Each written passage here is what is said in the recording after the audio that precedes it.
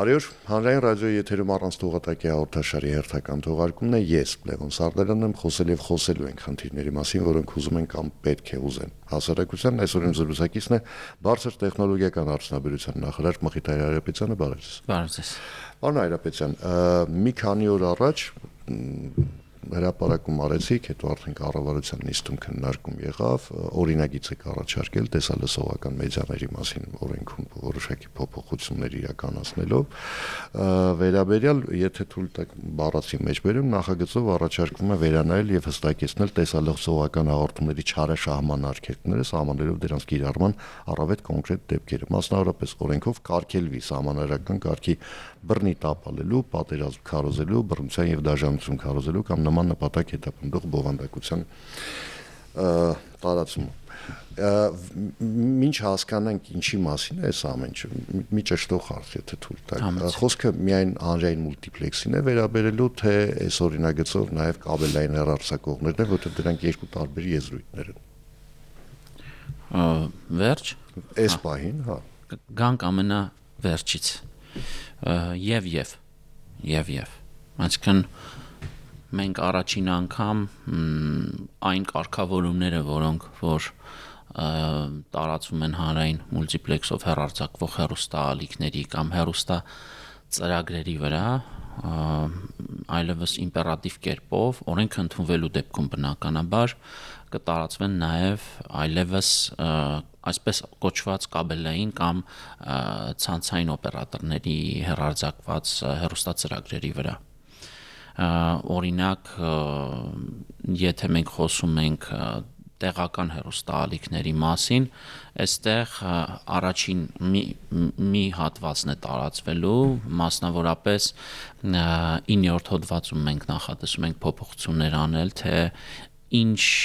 հեռուստակոնտենտ չի կարելի հեռարձակել հանրային մուլտիպլեքսով եւ ցանցային օպերատորներով եւ հեռարձակվելու պարագայում ինչպիսի սանկցիաներ կարող են կիրառվել հեռուստաալիքների կամ հեռարձակողների նկատմամբ։ Երկրորդ տեսակի կամ երկրորդ փաթեթի մեջ արդեն միջազգային կամ օտարերկրյա հեռուստաալիքների վերաբերյալ կլինի, դա մասնավորապես կվերաբերի այն դրույթին, երբ դիստրիբյուտորի բերած հեռուստա ծրագրով Հայաստանի Հանրապետության ներքին կյանքին միջամտելու որոշակի բովանդակությամբ հեռարձակում կիրականացվի, սա բնականաբար չի վերաբերելու հայաստանյան լոկալ հեռարձակողներին, բնականաբար այստեղ որևէ նմանատիպ սահմանափակում չի լինի, այստեղ խոսքը միայն ու միայն օտարերկրյա հեռարձակողներին։ Երբ ասում ենք օտարերկրյա հեռարձակող, մենք բնականաբար նկատի ունենք ռուսաստանյան հեռարձակողներին, չէ, որովհետև հանրային մուլտիպլեքսի բացի Ռուսաստանից օտարերկրյա էլ չկա։ Հանրային մուլտիպլեքսի մասին չէ։ Երկրորդ դրույթը եւս վերաբերում է եւ հանրային մուլտիպլեքսին, եկեք այսպես պայմանավորենք, որպեսզի նաեւ մեզ հետեւող մեր քաղաքացիների համար էլ պարզ լինի, խոսքային 20 շուրջ 26 հեռուստաալիքների մասին է, որը ցանկացած քաղաքացու տանը հասանելի է, սա այսպես շատ պարզ ձևով ձևակերպենք, որ հանրային մուլտիպլեքս ասելով սրանք ենք նկատի ունենում, որտեղ դուք ճիշտ եք, 3 հեռուստաալիք կա, որոնք կարգավորվում են միջկառավարական ՀՀ-ՌԴ միջկառավարական համաձայնագրի շրջանակում, բայց մենք խոսում ենք ընդհանրապես նաև կաբելայիններով հեռարձակվող, որտեղ ռուսաստանյան, գերմանական, ֆրանսիական, ամերիկյան, տարատեսակ հեռուստածրագրեր են հեռարձակվում եւ անկախ թե որ երկրին պատկանող հեռուստա հաղորդումներն են հեռարձակվում ու հասանելի են մեր հեռուստադիտողներին, մենք այս կարգավորումները սահմանում ենք առաջնորդվելով բացառապես մեր երկրի ազգային պետական շահերից։ Ով պետք է հետևի, որովհետև այն ցանկը, որ դուք ասացիք, այսինքն երբ ցանցայինի մասին ենք խոսում, այնտեղ բելարուսական, ղազախական, չգիտեմ էլ ինչական, անգլիական, ամերիկյան եւ այլն մի շարք հեռուստաընկերություններ են վերահեռարձակվում, ով է հետևում։ Ճիշտ է, ծավալը զգալիորեն մեծանում է։ Գիտեք, որ ունենք կարգավորող մարմին, հեռուստատեսության եւ ռադիոյի հանձնաժողովը, որը սահմանադրական մարմին է, ինքնին սահմանադրությամբ եւ օրենքով ունի շատ կոնկրետ գործառույթներ մանդատ, այս օրենքով մենք ըստ էության հարստացնում ենք գործիքակազմը կարգավորող մարմնի, հեռուստատեսության եւ ռադիոյի հանձնաժողովին հնարավորություն ենք տալիս ավելի լայն լիազորություններ ունենալ եթերի բովանդակությունը, պատշաճ բովանդակությունը ապահովելու եւ եթերի բովանդակությունը մաքրելու եւ այսպես ասած սանիտարական գործողություններ իրականացնելու բայց այստեղ որ ամենակարևորն եւ առանցքայինը այն է որ ինքը հեռուստադիտողը պիտի օգնի կարգավորողին ցանկացած խախտում, հնարավոր խախտում ըստ հեռուստադիտողի ինքն էլ կարող է այդ մասին տեղեկացնել, ծանոթել հանձնաժողովին եւ հանձնաժողովը պարտավորված կլինի խախտումների առկայության պարագայում վարույթ սկսել բացի այդ նաև չմոռանանք որ հանձնաժողովը նաև ունի իր ամենամսյա մշտադիտարկումների մոնիթորինգի համակարգը, որտեղ անշուշտ բարելավելու շատ բան ունենք, որովհետև մարդկային գործոնը այստեղ շատ է, մենք ակնկալում ենք, որ առաջիկայում կվերազինենք հանձնաժողովին նաև համապատասխան տեխնիկական եւ տեխնոլոգիական հագեցվածությամբ, մասնավորապես արհեստական բանականության, տարատեսակ տեխնոլոգիաների միջոցով հնարավոր հարյուրավոր կամ հազարավոր ձևակերպումներ կառանձնացվեն եւ դրանք հնչելու պարագայում արդեն իսկ ինքնաշխատ մեխանիզմով հանձնաժողովին կտեղեկացնի համակարգը, որ խախտումներ են եղել։ Այսօր դեռևս հին ավանդական մեթոդներով են դրանք արվում, ուստի եւ օգտվելով առիթից, սկսած ձեզնից, մինչեւ ցանկացած հեռավոր բնակավայրում մեր հանրապետության մեր քաղաքացիներով, որոնք որ հեռուստացույց են նայում, լինի դա կամ այսպես ասած կաբելայինը կամ հանրային մուլտիպլեքսը կարող են որևէ խախտման պարագայում տեղեկացնել հանձնաժողովին իրենց պաշտոնական կայքեջում նման կոճակ գոյություն ունի, ուստի եւ այստեղ համատեղ ջանքերով մենք պիտի ապահովենք, բայց եւ միևնույն ժամանակ նշեմ, որ նաեւ հույս ունեմ, որ օրենսդրության ընդունումը ինքնին զգալիորեն կանխարգելիչ ուրեմն աշխատանք կկատարի այն իմաստով, որ այլևս եւ ցանցային օպերատորներ եւ այն դիստրիբյուտորները, որոնք տարբեր երկրներից տարատեսակ հեռուստածրագրեր են բերում եւ հասանելի դարձնում մեր հեռուստադիտողին հասկանան, ընդունեն խաղի նոր կանոններ եւ այստեղ շատ կարեւոր է մի բան առանձնացնել, որ մենք ըստ էության եվրոդիրեկտիվներով ենք առաջնորդում, այսինքն հեծանիվ չենք հնարում, մենք գնում ենք այն ճանապարհով, որով արդեն իսկ վաղուց քաղաքակիրթ աշխարհը անցել է, որովհետև շահարկվեց այդ ձեր նշած Facebook-յան գրառումից հետո, թե իշխանությունները գալիս են ինչ անելու գերաքննելու մամուլը, բնավ սա ուղղակի գնահատական է, իդեպ ես հատուկ կերպով ուսումնասիրեցի, թե ինչ կողմից են գալիս այս շահարկումները, շատ կոնկրետ շրջանակից էր գալիս, բայց մեր քաղաքացիների համար ուզում եմ ասել, որ խոսքի ազատությունը դա բարձրագույն արժեք է մեզ համար, կառավարության համար եւ այն մի արժեք է, որը պետք է փայփայել եւ հոգ տանել, որ որևէ ոտնձգություն խոսքի ազատության նկատմամբ չլինի, բայց եւ միևնույն ժամանակ տեղեկատվական անվտանգության պատշաճ ապահովումն եւս կառավարության պարտավորությունն է, պարտականությունն է իր քաղաքացիների եւ իր պետության առաջ, հետեւաբար մենք պիտի հստակ տարանջատենք։ Կան մինիմալ հիգիենայի կանոններ, որոնք բոլորը պիտի հետևեն եւ քավլիցի խոսքը որևէ հայաստանյան հեռուստաալիքի իշխանությանը քննադատելու մասին չէ, հակառակը ես հույս ունեմ, որ այդ քննադատությունները ավելի սաստիկ կլինեն մեր գործունեությանը, որովհետև նաև դրանք մեզ մշտապես սթափ պահելու, սխալները շտկելու լավագույն գործիքն են հանդիսանում եւ ժամանակի ընթացքում բոլորն էլ կհամոզվեն, որ խոսքը դրա մասին չէ, խոսքը նվազագույն հիգիենան սահմանելու եւ հետևելու մասին է, որովհետեւ այդտեղ հիմքում դրված է անվտանգությունը, որովհետեւ անվտանգությունը միայն զինված ուժերը չեն, անվտանգությունը եւ կիբերանվտանգությունն է եւ տեղեկատվական անվտանգությունը եւ այսպես շարունակ իսկ բոլոր ուղղություններով կառավարությունը գոնե նվազագույն իր տնային աշխատանքը պիտի կատարի սա է հստակ մեր ընդգծումը եւ հույս ունեմ որ այսօր եւս մեր եթերում մենք կարողացանք սա հիմնավորել Նաև ազգային ժողովում առաջկա քննարկումներում կարծում եմ բոլոր բաց մնացած հարցերին մենք հարցիական պատասխաններ կտանք։ Իդեպ զուտ ռեմարկ անեմ, որ շատերը չեն անցալում, որ խոսքի ազատությունը բացի իրավունք լինելուց նաև պատասխանատվություն է որոշակի։ Պարոն Սարդարյան, տեսեք, թեման գուցե շատ երկար է, բայց շատ կարևոր է եւ նրբազգաց դրա համար եմ ուզում, որ բոլոր մանրամասներին հասցնենք անդրադառնալ։ Դուք ընթերցեցիք հիմնական դրույթները կա մի բան որի հետ դուք անհամաձայն եք։ Չէ, ես ինքս համաձայն եմ, բայց օրինակ բռնության կոչեր։ Ես հասկանում եմ, երբ ասում են, որ այ իշխանությունները փորձում են, հասկանում եմ այն իմաստով, որ իմ համար ինքը հասկանալի տեքստ ընդունելի չի։ Որովհետև մենք ունենք օրինակ հեռարձակողներ, չեմ ուզում ասեմ այս բանը, հեռուստաալիքներ, որտեղ հանրային մուլտիպլեքսում իրենք ներկայացված չեն, բայց ասենք հիմա անուններով չասեմ, ինչ որ մեկը նստում է ինչ որ մի մամուլի ակումբում, պայմանական, այդտեղ մի ժամ ապուշ մենախոսում է այդ արանքում, ինչ ասես ասում է, հայհոյում է եւ այլն, եւ այդ ամեն ինչը մտնում է ցանցային տարբերակով, բայց մտնում է յուրաքանչյուրից, այսինքն ցանկացած մեկը հնարավորություն ունի դա տեսնելու։ Եվ այն ժամանակ, երբ ասենք պարոն Հակոբյանի գլխավորած հանձնաժողովը արդեն կմտնի այդ դաշտ, բնականաբար ձեզ ասել են դուք խոսքի ազատության դեմ գործողություն եք իրականացնում, չէ՞։ Ամեն ինչ էլ կարող են ասել։ Չանես էլ միևնույնը կարող են ասել այդ նույն մարդիկ, նույն շրջանակը, որովհետև ամեն ինչի կանոնակարգումը նաև կարող է ենթադրել այս կամ այն գործողության այլևս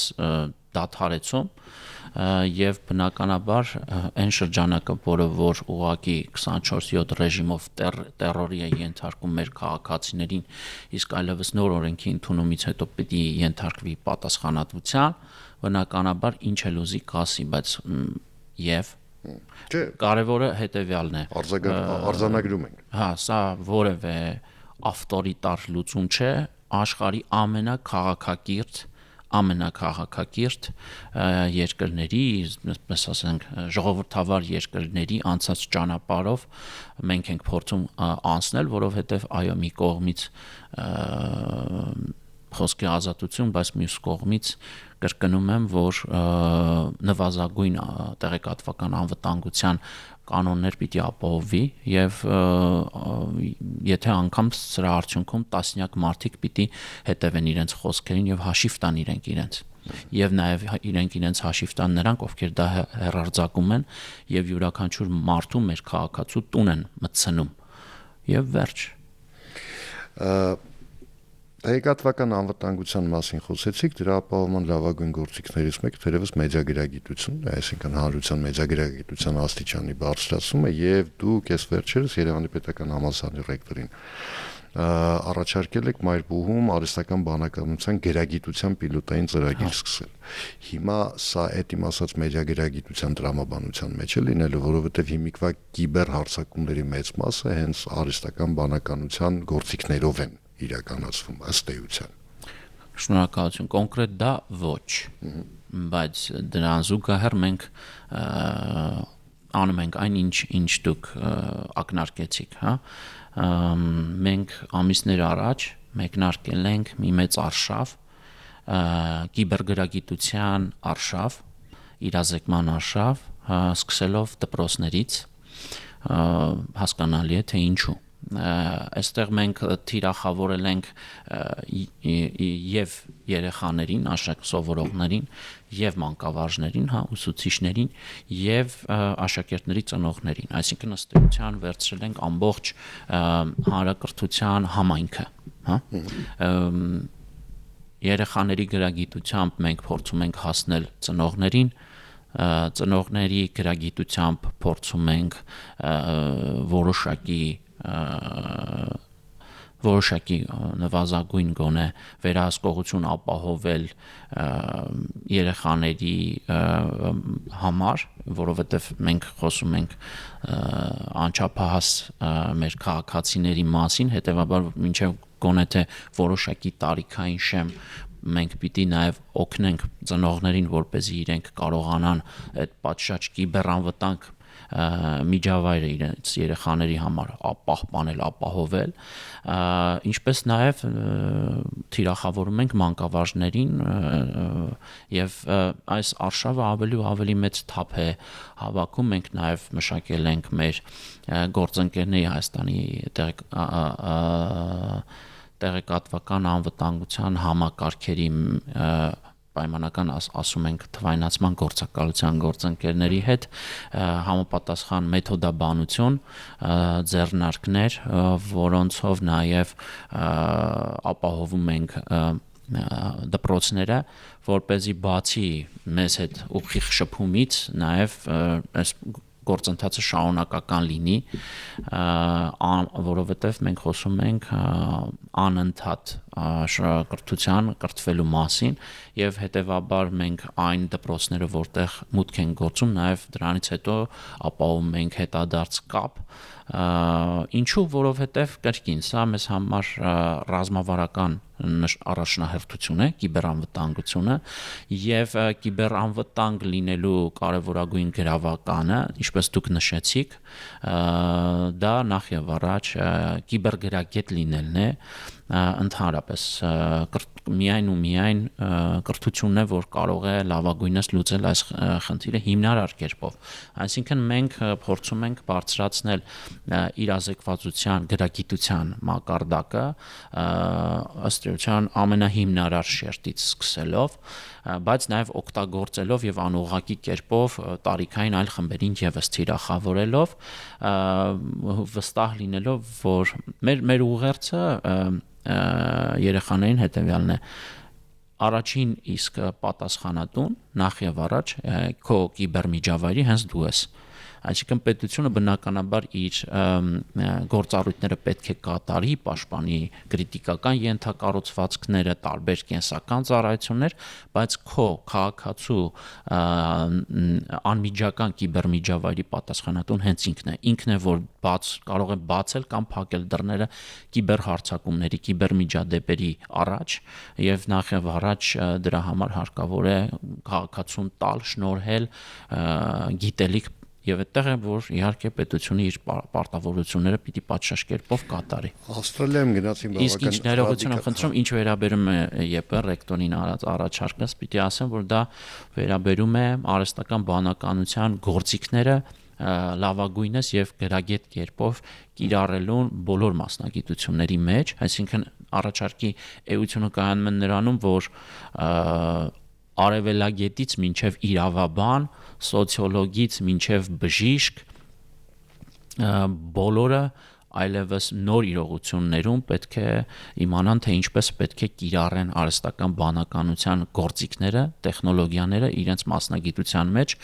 տասնապատկերով կամ հարյուրապատկերով իրենց աշխատանքի արդյունավետությունը եւ այս իմաստով կարող եմ ասել, որ նախնական փոխըմբռնում ունենք եւ հույս ունեմ, որ նոր ուսումնական տարվանից սկսած պիլոտային տարբերակով մենք ԵՊՀ-ի հետ կանցնենք այս ճանապարհով, թեև ասեմ, որ երեք էլ հայ-ռուսական համալսարանի ռեկտորն էր հրապարակային կերպով արձագանքել, ասելով, որ իրենք եւս պատրաստ են եւ մեծ ցանկություն ունեն, որպեսզի այս ծրագիրը իրենց մոտ եւս ներդրվի, գիտակցելով, թե որքան արդիական է այս աշխատանքը, որ մենք հույս ունենք, որ առաջիկա տարիների ընթացքում ամբողջությամբ արդեն կտարածենք եւ բուհական մակարդակի եւ ընդհանրապես բոլոր դպրոցներում եւս, վստահ լինելով, որ մենք պիտի հետ չմնանք, սա նաեւ բացի իր կիրառական նշանակությունից ունի նաեւ շատ խորհրդանշական մի նշանակություն, սա Հայաստանի ճիշտ բրենդավորման հարց կլուծի նաեւ այն իմաստով, որ ցանկացած դպրոցում ներդրված կլինի այս ծրագիրը, կարծում եմ, որ մենք ճիշտ ճանապարհի վրա ենք։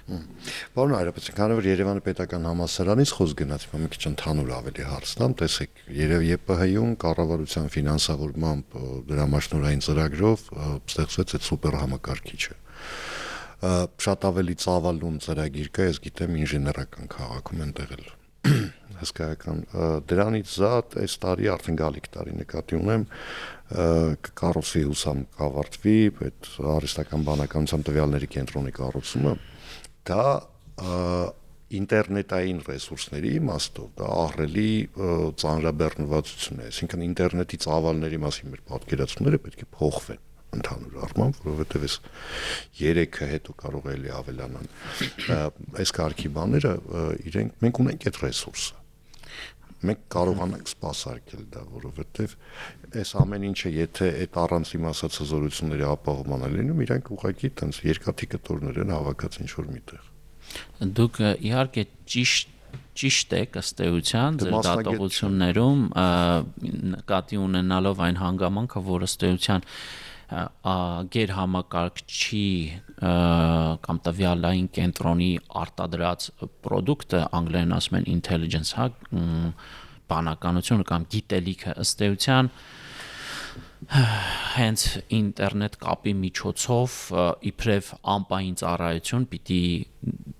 դուրս գա, հա, այդ այսպես պայմանական ասած գործարանից, բայց եթե խոսում ենք մարտահրավերներից մինչև ինտերնետը, որտեղ իհարկե մենք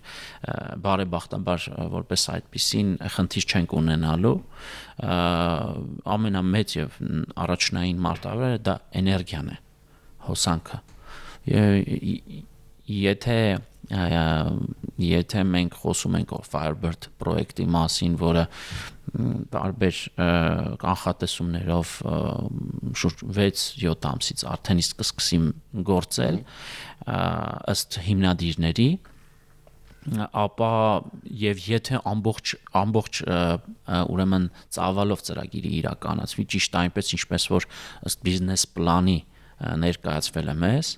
որովհետև մի քանի փուլով պիտի դա իրականացվի, առաջին փուլի արտահանման թույլտվությունը լիցենզիան գիտեք, որ շուրջ 1 ամիս առաջ Միացյալ Նահանգները տվեցին ընկերությանը, եթե մյուս փուլերը եւս իրականացվեն եւ ճիշտ այն ծավալով ինչ ներկայացված է, ապա հավելյալ շուրջ 250 մեգավատ հոսանքի անհրաժեշտություն կլինի, ինչը աննկարագրելի մեծ ծավալի էներգիայի անհրաժեշտություն է ստեղծում, պահանջարկ է ստեղծում եւ այս է մարտահրավեր է, այստեղ իհարկե կառավարությունը մասնավոր հատվածի հետ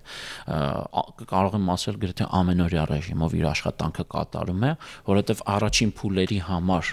անհրաժեշտ էներգիան մենք ունենք վստահաբար, ընդհանրապես մենք կլուծենք այս հարցը, բայց պետք է ճիշտ եւ գրագետ աշխատանք կատարենք, այդ թվում եւ էներգետիկայի ոլորտի պատասխանատու մեր գործընկերներ, որոնց հետ սերտորեն ինտենսիվ աշխատում ենք, որպեսզի մենք կարողանանք պատշաճ կերպով ապահովել սա։ Այսինքն դուք ճիշտ նկատեցիք, որ սրանք պարզունակ նախագծեր չեն, բայց մենք պատրաստ ենք ուղղակի սա հավելյալ հարյուրապատիկ ջանք է մեզնից պահանջում, որը մենք պարտավոր ենք ներդնել եւ ապահովել մեծ պրոյեկտների մուտքը Հայաստան։ Մենք ցավոք սրտի տասնամյակներ շարունակ խոշոր ինքնուրույն, չեմ ասում Հայաստանում խոշոր պրոյեկտներ չեն արվել, բայց ինքնուրույն նախագծել պրոյեկտները եւ բարեհաջող իմպլեմենտացնելու շատ մեծ փորձառություն չունենք եւ հիմա նոր ժամանակները նաեւ պահանջում են, որպեսզի մենք մեր շուրջ կառավարության շուրջ նաեւ բարձրացնենք կարողունակությունների մակարդակը, որպեսզի կարողանանք այսպես ասած տակից դուրս գալ եւ եթե պիտի հիմա մենք վախենանք, ուրեմն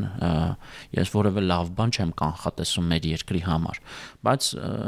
ուրախությամբ պետք է ասեմ, լավատեսությամբ պետք է ասեմ, որ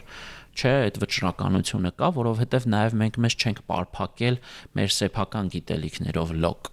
Եթե այդպես անենք, իսկապես այն մասշտաբները, որի մասին մենք խոսում ենք, շատ մեծ բեռ է լինելու, բայց լավ է, որ մենք բացվել ենք եւ պետություն մասնավոր ամբողջ ռեսուրսները կենտրոնացրել ենք, որպեսզի կարողանանք մեծ նախագծերը պատվով իրականացնել։ Պետություն մասնավոր գործակցության օրինակներից մեկը դուք բարբերաբար այդ օրինակը բերում եք, դա ռազմաարդյունաբերության ոլորտն է։ Պետությունը պատվիրակում է որոշակի, այսինքն որոշակի պատվերներ իջացնում ռազմաարդյունաբերության ոլորտին, որը հիմնականում մասնավոր են, ինչ-որ համատեղ ծրագրեր են ներկայացնում, քանի որ արդեն տարին ավարտվում է, 2 օրից արդեն կմտնենք նոր տարի, որոշակի ամփոփում կարելի անել, այս տարի մոտավորապես այդ գործակցությունը ինչ է արժեցել։ Ինչ է արժեցել դուք նկատի ունեք ներդրումների իմաստով, որքան ներդրում է արվել այդ ուղղությամբ։ Այսպես պատասխանեմ։ Նախ կրկին պիտի համաձայնեմ ձեզ հետ, իրապես մենք այսօր ունենք ռազմարտունաբերություն բացառապես այն պատճառով, որ ժամանակին պետությունը հավատաց մասնավորին, որ ժամանակին պետությունը որոշում կայացրեց նորից համարձակ քայլ անել եւ ըստ էության գրեթե զրոյական մակարդակում գտնվող ընդհանրապես մի քանի հաշված ընկերություններ կային ապրիլյան պատերազմից հետո ձևավորված փոքր արտադրական կարողություններով, համեստ հոսքագծերով եւ համեստ ամբիցիաներով։ Ըստ էության չենք նեղացնի, կարծում եմ, որևէ մեկին, եթե ասենք իսկապես չկար այդ ինդուստրիան որպես այդպեսին եւ պետությունը գնաց այդ վճռական քայլին 2022-23 թվականներին այդ որոշումը կայացրեց 23-ից 25 կամ 26-ի կես մինչև եռամյա պայմանագրերի առաջին ծրագիրը իրականացրեց, որն էլ այսպես փաստորեն չեմ սխալվի, եթե ասեմ, որ որպես շոքեքաշ լոկոմոտիվ իր հետևից քաշեց եւ ճանապարհ բացեց ինդուստրիայի համար, ներդրվեց շուրջ 170 մի քիչ պակաս 172 միլիարդից եւ այս տարի շատ կարեւոր մեկ այլ որոշում կայացվեց ամփոփելով արդյունքները այդ առաջին փուլի կառավարությունը որոշեց շարունակել եռամյա պայմանագրերի բարի եւ գեղեցիկ ավանդույթը եւս շուրջ 152 միլիարդի ներդրում կարվի առաջիկա 3 տարիների համար եւս զարգացնելու այն ինչ արդեն իսկ մենք ստեղծել ենք միասին մասնավոր հատվածի հետ։ Այստեղ իրապես շատ կարեւոր է, որ այն ինժեներական, գիտատեխնիկական, տեխնոլոգիական միտքը ներուժը, որ արդեն իսկ ձևավորված է այս ոլորտում, ունի շատ մեծ պոտենցիալ եւ շատ կարեւոր է, որ կառավարությունը դա տեսնելու, գնահատելու բավարար կարողություն ունի, ինչն էլ բերեց նրան, որ մենք եկեք անկեղծ խոսենք, մեծ գումարների մասին է խոսքը, բայց շատ կարեւոր է, որ այս ներդրումները ընդհանրապես արվում են, չունեն մեկ նպատակ ապահովել համապատասխան ուրեմն ռազմատեխնիկական պաշար մեր զինված ուժերի մեր պաշտպանական կարիքների համար, սա նաև մուլտիպլիկատիվ մի շարք դրական ազդեցություններ է բերում իր հետ, սա ուղիղ ներդրում է հայաստանյան գիտության մեջ, ինժեներիայի մեջ, տեխնոլոգիաների մեջ եւ սա հրաշալի է։ Համաձայն եք, որ սա հրաշալի է։ Մյուս կողմից նաև պիտի ասեմ, որ 2025-ը նաև ինչ որ իմաստով մեկ այլ դրական ազդակ մեզ տվեց, խոսքը այն ծրագրերի մասին, որ հենց մենք բարձր տեխնոլոգիական արդյունաբերության նախարարությունն է իրականացնում, արդեն նորարարություն բերելու դեպի պաշտպանական տեխնոլոգիաներ, այստեղ մենք վերջին տարիների ռեկորդ բարը մի քիչ ճոռոմ կհնչի, բայց ամենաբարձր ցուցանիշը սահմանեցինք, եթե 23-ին մենք արձանագրել էինք 1.1 միլիարդի, 24-ին 1.5 միլիարդի, 1.4 միլիարդի, ապա 25-ին ավելի քան 2.1 միլիարդի կատարողական ապահովեցինք R&D ծրագրում, R&D ֆինանսավորման ծրագրում, այսպես ասած գիտահետազոտական աշխատանքների եւ փորձարարական մշակումների, այսինքն գաղափարից մինչև փորձանմուշ պրոտոտիպ, որը պետական փորձարկում անցնելու պարագայում արդեն իսկ գնում է զանգվածային մասսայական արտադրության եւ այս ծրագրի գերազանցապես հիմնական առաքելությունը կայանում է նրանում, որ նոր գիտելիք ստեղծվի, ձևավորվի ու բերվի ռազմարտունաբերության ոլորտ եւ այդ նոր գիտելիքը պիտի լինի ինովացիոն, ինքնին նորարարություն, ինչը կարող է 10, 20, 50 անգամ բարձրացնել պրոդուկտների արդյունավետությունը եւ սա իհարկե դրական ազդակ է, ընդ որում շատ կարեւոր է դինամիկան, որ ես նշեցի, որովհետեւ ինդուստրիան արդեն պատրաստ է նաեւ կլանել, ուտիլիզացնել այս տեսակ ծրագրերը, ինչը բնականաբար հուսադրող է եւ սա նշանակում է, որ ավելի ու ավելի շատ ապագայում ռազմարդյունաբերողները մոտ կգան նորարարությանը, ինչը մեր կարևորագույն առաջնահերթություններից մեկն է։ Շնորհակալություն զրույցի համար։ Հիշեցնեմ այսօր իմ զրուցակիցներ Հայաստանի Հանրապետության բարձր տեխնոլոգիական արդյունաբերության նախարար Մխիթար Հայրապետյանը, ես Լևոն Սարդարանն եմ, կհանդիպենք արդեն վաղը, նույն ժամին, նույն վայրում, հաջողություն եւ համբերություն բոլորիս։